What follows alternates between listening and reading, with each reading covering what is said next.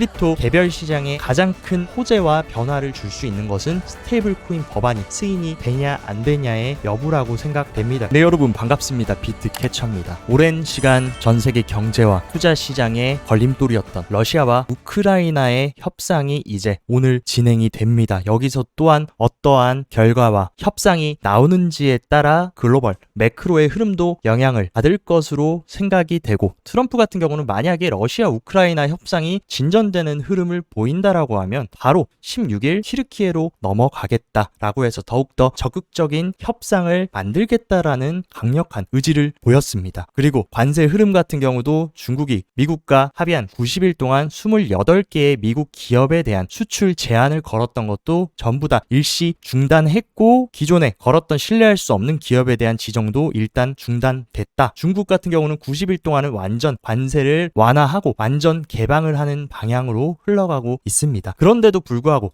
캐쳐님, 근데 왜 비트코인 이런 식으로 단기적인 조정과 가격이 흘러내리나요? 라고 많이 물어보시는데, 어쨌든 최근 비트코인 같은 경우는 금을 굉장히 많이 추종을 했다. 근데 금 가격이 이런 식으로 관세 협상과 지정학적인 불안 완화로 인해서 큰 폭으로 하락을 했고, 그에 따라서 어느 정도 비트코인도 영향을 받았습니다. 반면 미증시 같은 경우는 오히려 비트코인보다는 강한 모습을 보이면서 디커플링 되는 모습을 보여줬는데, 제가 생각해 봤을 때 비트코인은 현재 리스크 온 자산도 리스크 오프 자산도 아닌 돌연변이 자산입니다. 결국에 비트코인이 이런 식으로 조정을 받은 것은 저는 미증시 때문, 금 때문도 아니라 제가 늘 강조드리는 결국에 유동성에 대한 불확실성이 비트코인 지금 단기적인 조정에 작용을 하는 것이라고 생각합니다. 왜냐하면 결국에 글로벌 유동성에서 가장 중요한 사람 누굽니까? 제롬 파월 연준 의장이다. 연준 의장의 발언이 오늘 9시 40분에 예정되어 있고, 여기서 파월이 어떤 발언을 할지 모르고 유동성에 가장 민감한 자산인 비트코인도 이것에 영향을 받고 있다라고 생각합니다. 그리고 인플레이션을 볼 때 가장 중요한 미국의 GDP 70%가량을 차지하는 소매 판매, 소비 지표도 오늘 발표를 예정하고 있고, 그리고 CPI의 선행 지표라고 볼 수 있는 생산자 물가 지수까지 인플레이션과 금리 인하에 가장 밀접한 중추적인 데이터들과 파월의 연설까지 예정되어 있기 때문에 기관들과 고래들이 일부 리스크 관리 차원에서 비트코인을 약간 차익 실현한 것이 아닌가라고 생각됩니다. 그렇기 때문에 오늘 중요한 인플레이션과 소비 데이터, 그리고 연준 의장 파월이 어떠한 발언을 해주느냐가 지금은 가장 중요하다. 그렇기 때문에 오늘 밤 미장이 열렸을 때 데이터와 파월이 어떤 발언을 해주는지를 잘 주목해야 됩니다. 하지만 어쨌든 지금 전 세계 글로벌 유동성 또한 계속 올타임 하이를 찍으면서 유동성이 완화되고 있는 국면으로 가고 있는 것은 부정할 수 없는 팩트고, 그리고 전 세계 G2인 중국의 지금 M2 공급량 YOY 같은 경우도 예측치가 7.2%였는데 이번에 발표된 것은 8.0%로 훨씬 더 큰 수치가 나왔다. 즉 중국은 더욱더 적극적인 유동성 공급을 하고 있다. 여기다가 이제 파월이 불확실하게 중립적인 스탠스가 아니라 조금 비둘기파적인 얘기만 해준다라고 하면 비트코인도 기술적인 되돌림 조정을 끝내고 다시 한번 큰 랠리를 보여줄 수 있을 것으로 생각합니다. 그리고 트럼프는 이번에 또 공식 석상에서 나는 가상자산에 대한 열렬한 지지자고 우리는 지금 중국을 앞서고 있다라고 하면서 다시 한번 본인의 가상자산에 대한 신화적인 입장을 견고히 하는 발언을 해줬고, 그리고 가장 중요한 법안인 미국 스테이블 코인 법안 또한 최근 결렬이 됐지만 다음 주에 다시 한번 투표를 하고 최종 처리를 목표로 한다라고 했습니다. 결국에 제가 봤을 때 크립토 개별 시장에 가장 큰 호재와 변화를 줄 수 있는 것은 스테이블 코인 법안이 승인이 되냐 안 되냐의 여부라고 생각됩니다. 그래서 현재 지금 미국 하원 금융서비스 위원장인 프렌치 힐 같은 경우는 미국이 지원하는 스테이블 코인에 대한 초당적인 합의가 있을 것이라고 믿는다라고 어쨌든 스테이블 코인 법안 통과에 대한 가능성을 언급했고, 미국 1위 거래소 코인베이스 CEO 브라이언 암스트롱 또한 미국에서 암호화폐에 대한 명확한 규칙을 만들기 위해 스테이블 코인 법안을 통과시켜야 할 때다. 5,200만 명의 미국인이 암호화폐를 사용하고 있으며 명확한 규제를 원한다라고 스테이블 코인 법안 통과를 적극적으로 촉구를 하고 있는 상황입니다. 그리고 트럼프의 가상자산 책사인 보아인스 이사 또한 만약에 이번에 승인이 안 되더라도 늦어도 8월까지는 스테이블 스테이블 코인법 서명이 될 거다. 어쨌든 시간 문제라는 거. 빨리 되냐 늦게 되느냐의 싸움이고 의회가 8월 휴회하기 전까지는 반드시 성사가 될 것이라는 것을 강조했습니다. 그렇기 때문에 스테이블 코인 법안이 최대한 빠르게 통과되고 승인되는 부분도 비트코인이 다시금 역사적 시고점을 갱신하느냐 마느냐에 달려 있을 것으로 보입니다. 어쨌든 스테이블 코인 법안 승인이 시간 문제라는 것을 더욱더 방증하는 데이터, 전 세계의 핵심적인 글로벌 결제 기업인 마스터카드 또한 문페이와 협력을 해서 새로운 스테이블 코인 카드 출시를 예정한다 하면서 지금 대기업들의 스테이블 코인 카드 출시가 계속해서 논의가 되고 있는 상황이고 브라질의 최대 은행 또한 자체적인 스테이블 코인 발행을 검토하고 중앙은행 또한 규제를 강화한다. 전 세계적으로 지금 스테이블 코인에 대한 명확한 규제의 틀과 친화적 움직임은 수면 아래에서 계속 이루어지고 있습니다. 그리고 리플의 임원들 또한 스테이블 코인은 글로벌 결제에 의미 있는 혁신을 가져올 것이고 엄청난 금융의 패러다임을 변화할 것이다. 그리고 글로벌 지불 시스템의 필수적인 부분이 되는 중요한 전환점에 와 있다라고 입을 맞추어서 얘기를 하고 있습니다. 그리고 실제로 리플은 두바이에서 UAE 당국자와도 회동하면서 디지털 결제 협력을 강화했다라고 최근 밝혀졌고 리플의 사장인 모니카 롱 또한 결제 인프라와 금융혁신 가속화 방안을 논의했다. 그리고 리플은 최근에 아랍에미레이트 금융감독청으로부터 블록체인 결제 라이센스까지 취득을 했고 4천억 달러 규모의 크로스보더 결제 시장에 진입을 합니다. 그리고 리플도 지금 어떤 것을 확장시키고 있습니까? 리플의 스테이블 코인인 RLUSD를 적극적으로 분명 이런 중동 결제 시장에도 활용을 할 것이고 몸집을 키워 나갈 것입니다. 그렇기 때문에 스테이블 코인 시장이 켜진다라는 것, 결국에 비트코인과 크립토 시장이 커지는 것과 일맥상통하다. 이러한 흐름들이 수면 아래에서 지금 펀더멘탈을 견고히 하고 있다라는 것을 잊지 마시기 바랍니다.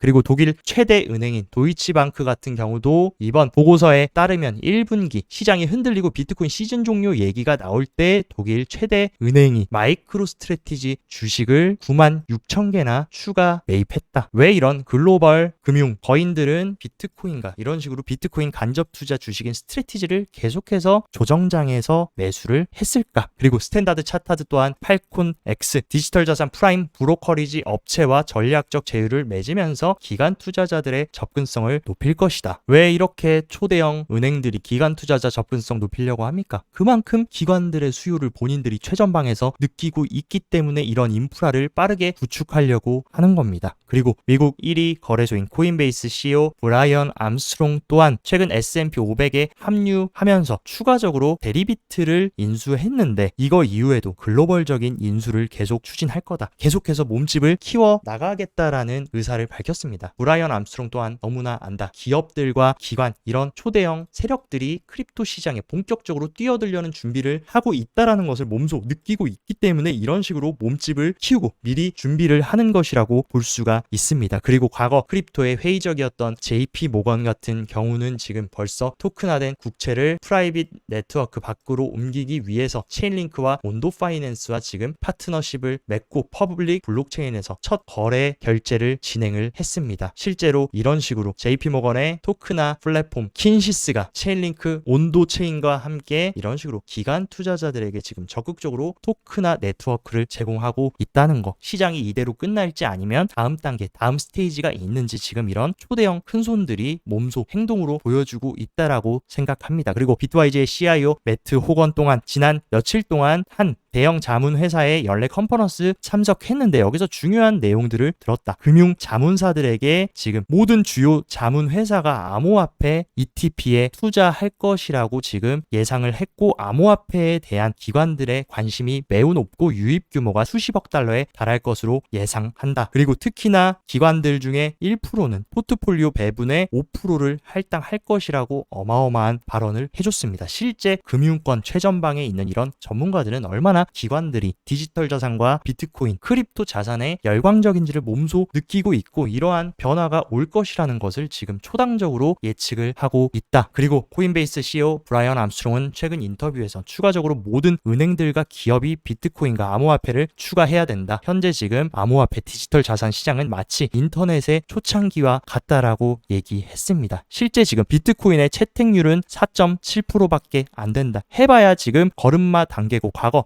인터넷이 나오고 나서 얼마나 빠르게 채택이 됐습니까? 비트코인은 아직 갈 길이 멀고 지금 이제 시작 단계라는 것을 얘기하고 있다. 그리고 실제로 주요 자산군들과 비트코인의 시총을 비교해보면 해봐야 비트코인은 2조 달러밖에 안 됩니다. 이렇게 큰 자본 자산 시장에서 이 정도의 위치, 아직은 걸음마 단계고 비트코인 많이 올랐다, 100K 돌파했다 하지만 아직도 금시총의 10분의 1밖에 안 되고 핵심적인 자산군들에 비하면 택도 없이 작은 수준이다. 그만큼 비트코인 아직 상방이 열려 있다라는 것으로 우리가 해석을 할 수 있습니다. 그리고 핵심적인 대형 기관 투자자들이 예측한 2025년 최고점을 체크해보면 일단 블랙록의 레리 핑크는 700K까지 갈 수 있다. 왜냐하면 기관들이 2에서 5%를 비트코인에 할당한다면 충분히 달성 가능하다. 이런 식으로 어마어마한 수치를 얘기했고 최저로 얘기한 것은 10X 리서치가 올해 최고점은 122K 그리고 나머지는 대다수가 지금 200K 부근에서 150, 180K 정도로 예측을 하고 있습니다. 하지만 최저로 잡는다라고 해도 지금 가격보다는 올해 더욱더 오를 것이라고 예상하고 있고 지금 100K보다 더 떨어질 것이라고 예상하는 기관 투자자는 지금 아무도 없다라는 거. 즉 비트코인 사이클 이대로 끝나지 않고 아직 한파가 더 남았다라는 것을 지금 자본시장 최상위 포식자들은 모두 예측을 하고 있습니다. 비트코인 몇 가지 온체인 데이터들도 한번 체크를 해보자면 최근 비트코인이 바닥을 찍고 다시금 반등이 나오면서 장기 홀더들이 적극적으로 축적을 하는 모습을 보여주고 있다. 과거 엔캐리 트레이드로 비트코인이 굉장히 힘든 장기 조정을 받았을 때도 바닥에서 장기 홀더들이 적극적인 축적을 했고 그 이후에 비트코인이 역사적 신고점을 찍으면서 109K를 찍었는데 지금도 마찬가지로 이러한 엄청난 장기 홀더의 축적이 일어나고 있고 다음 랠리를 준비하는 모습이라고 우리가 해석할 수 있습니다. 그리고 가장 중요한 수요 단위 비트코인 현물 ETF 같은 경우도 어제 세 자리대의 유입세가 다시 들어오면서 그 전날 유출세에 비하면 거진 3배에 가까운 유입이 들어왔다. 어쨌든 비트코인 현물 이 중간중간 두 자리대의 유출은 나오고 있지만 전반적으로 지금 어마어마한 유입이 훨씬 더 압도적인 상황이고 제가 말씀드렸던 거 최근 비트코인의 단기 흐름은 차트가 주도하는 게 아니라 결국에 ETF가 얼마나 샀냐 팔았냐에 결정된다라고 생각합니다. 그렇기 때문에 단기적인 조정이 지속된다라고 해도 저는 ETF 유입이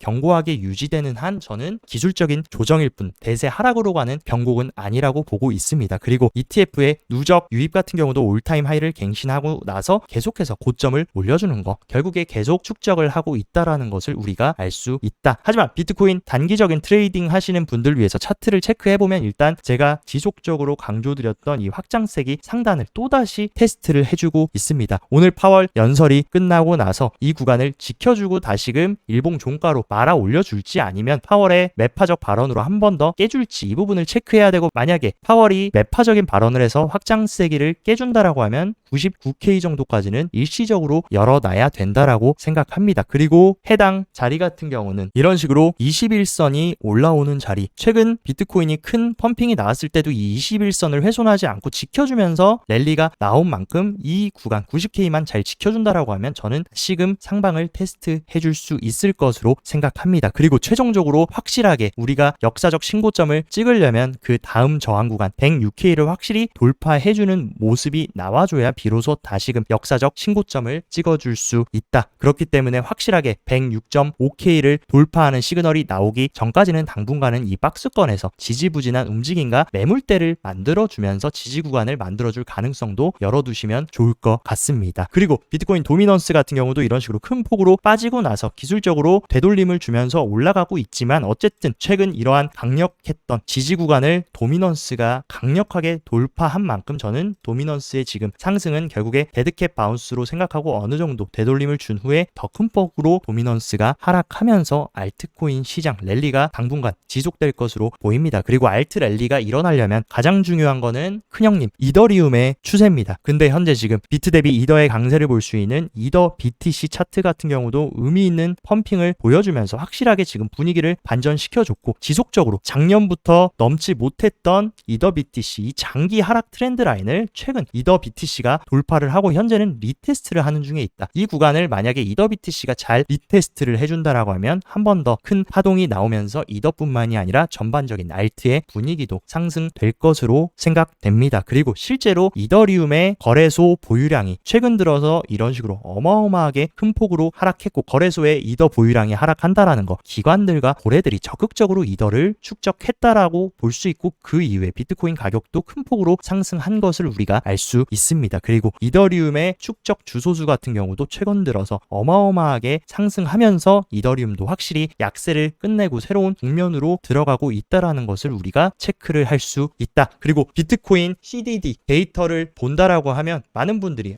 단기 반등 끝나고 또다시 이제 시즌 종료 하락 나오는 거 아니야? 이런 우려를 하시는데, 단기 고점이라고 만약에 가정한다라고 해도 보통 단기 고점 시에는 이런 식으로 바이너리 CDD가 올라가면서 장기 보유자들이 비트코인을 대량 이동하는 모습을 볼 수 있습니다. 하지만 최근 바이너리 CDD가 올라온 것은 맞지만 과거 단기 사이클 탑 구간에 비하면은 아직도 큰 갭이 남아있고 추가적인 단기 상승이 남아있다라고도 해석할 수 있다. 그리고 공통점으로 이번 사이클 비트코인이 큰 상승이 나올 때 중간중간 이런 식으로 사이클 탑을 찍었을 때의 공통점 뭡니까? 이런 식으로 단기 홀더들의 지표가 적어도 1.35 구간을 터치했을 때가 단기 사이클 고점이었다라는 것을 우리는 알 수 있다. 하지만 지금 자리는 비트코인이 많이 반등하고 회복된 것은 맞지만 단기 홀더의 MVRV 지표가 과거 단기 모멘텀 탑 구간에 비하면 터무니없이 작은 수치라는 거. 지금 이런 식으로 흔들림은 있더라도 결국에 한 번 더 펌핑이 남아있고 단기 고점이 아니라는 것을 의미하고 있다라고 생각합니다. 그리고 또 한간에 하락론자들 같은 경우는 언제나 비트코인은 2017년, 19년, 21년 모두 이런 식으로 더블탑을 찍고 사이클이 종료되면서 큰 폭락이 나왔다라는 것을 얘기하면서 지금 자리도 이런 식으로 더블탑을 찍고 시즌이 종료될 거라고 예측하시는 분들도 있습니다. 물론 이러한 프랙탈적인 관점의 분석도 맞을 수는 있다. 하지만 결국에 인간 지표가 지금까지 봤을 때 사이클 탑이냐 아니냐를 결정하는 가장 중요한 데이터였습니다. 실제 개인들의 심리를 보여줄 수 있는 앱스토어의 코인베이스, 로빈후드 이 비트코인 거래 앱 순위를 과거 사이클 탑 구간과 비교를 해보면 2017년 사이클 탑 구간에 코인베이스의 앱스토어 순위는 1위를 찍었습니다. 그리고 로빈후드 또한 엄청나게 높은 순위를 찍었고 21년 고점 당시에도 코인베이스, 로빈후드 모두 1위와 10위권 안에 들면서 엄청나게 크립토 관련 앱이 상위권을 차지했다. 하지만 현재는 어떻습니까? 해봐야 지금 코인베이스 앱 순위는 200위, 마찬가지로 로빈후드도 100위 후반에서 200위를 찍고 있다. 아직도 진정한 개미들의 포모와 환희의 장은 오지 않았다라는 것을 여기 앱스토어 순위에서도 알 수가 있고, 더욱더 직관적인 인간 지표 구글 트렌드의 전세계 비트코인 검색어 포인트 같은 경우도 2017년 사이클 탑, 21년 사이클 탑에 비하면 최근 비트코인 많이 회복되고 다시금 100K 찍었다라고 하지만 시장의 관심은 차가운 상황입니다. 그렇기 때문에 아직 여러분들이 생각하는 진정한 광기의 장 사이클이 끝나는 사이클 탑 구간에 도달하지 않았다라는 것을 모든 심리 지표와 데이터들이 보여주고 있다. 적어도 2017년도 사이클 탑 구간은 아니더라도 21년 불장 정도의 수치까지는 구글 트렌드 비트코인 검색량이 상승을 해야 우리가 어느 정도 이제 사이클이 종료됐다고 판단할 수 있지. 비트코인 100K를 다시 탈환했는데도 이런 식으로 구글 트렌드 비트코인 지수가 바닥이라는 것은 아직 사이클이 끝나지 않았다라는 것을 너무나 명확하게 우리한테 정답치를 알려주고 있습니다. 그렇기 때문에 단기적인 변동성에 흔들리시기보다는 이러한 상승장 속에서의 단기 조정을 어떻게 보면 위기를 기회로 살리셔서 잘 대응하신다면 시간이 지났을 때 분명 후회하지 않고 좋은 선택이었다라는 것을 깨닫게 되실 거라고 믿습니다. 오늘 영상도 시청 진심으로 감사드리고, 영상 도움되셨다 하시면 좋아요, 구독 눌러주시고, 더 자세한 투자 전략 궁금하다 하시면 영상 하단 고정 댓글에 제가 운영하는 크립토 시황 정보방 활짝 열어놨으니까 이쪽에서 시황도 잘 체킹하시면서 성공적인 크립토 투자 계속 이어나가시기 바랍니다. 오늘도 시청 진심으로 감사드리고 여기까지 비트캐쳐였습니다.